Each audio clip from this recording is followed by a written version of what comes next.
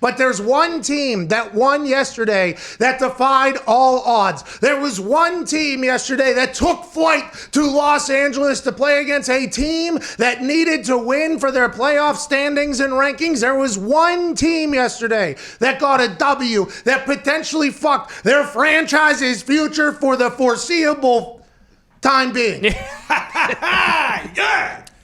The Jets winning yesterday is one of the most awesome things I've ever seen in my entire life. And let me tell you why. There's only been a couple other teams that a team going 0-13 or 0-14 or whatever have won in this week. I was a part of one of them. In 2013, my Colts team, we were literally completely defeated. Thought we were going to go into the annals of history with the Detroit Lions at the time. Since then, the Browns have jumped onto the boat, and the Jets were potentially making a pitch to be the third team in the 101-year history of the NFL to go completely defeated. But instead, they did the unthinkable. And I am so incredibly happy for the Jets and the players and the coaches. Now, with that being said, if I was to time travel back to whenever we got our first win against the Titans that day, and Andrew Luck was sitting on deck with, if you do recall, was the guy that Trevor Lawrence is currently being compared to as being the guy who's going to make the easiest transition to the NFL in the history of the sport. John Elway, Andrew Luck, Trevor Lawrence. Those are the three. I just so happen to be in the same exact situation that the New York Jets were sitting in just yesterday.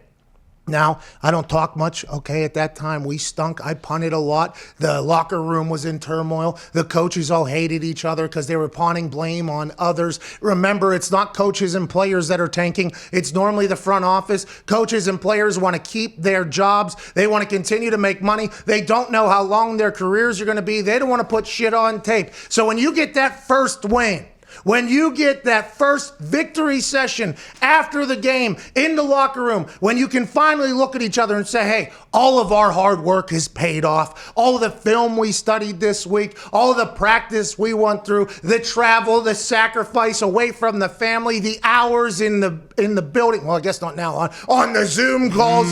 You could say it was all worth it because we won. And I hope those boys, like we did, celebrated the living shit out of that W. Yeah! Congrats to you guys, okay? Congrats to you guys. Getting yourselves out of that third team to ever go completely defeated conversation forever. I'm so happy for you. I got friends that coach there. I got friends that play there. I am so happy for them to get to experience that and not have to be on that side of the conversation for the rest of their lives. Now, on the flip side, whenever we were doing this with the Colts and we were celebrating, there was a rumor that there were some people potentially crying in the Colts organization because Andrew Luck was potentially lost with us getting that win.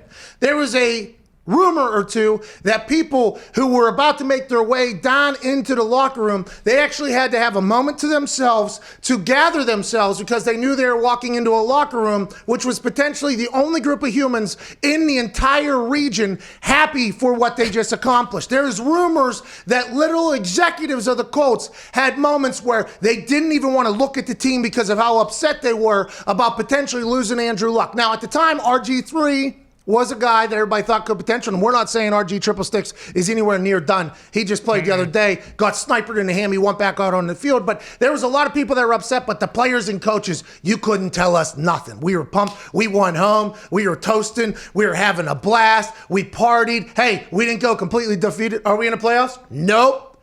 Did we go undefeated? Nope. Do we suck? Yep, but we don't suck as bad as the Browns and the Lions did. They were able to lose every single day. There's that moment. But as I was watching along on the internet, I couldn't help but just feel so incredibly terrible for those fucking Jets fans. All they wanted their team to do was what their team has done at an expert level for so goddamn long.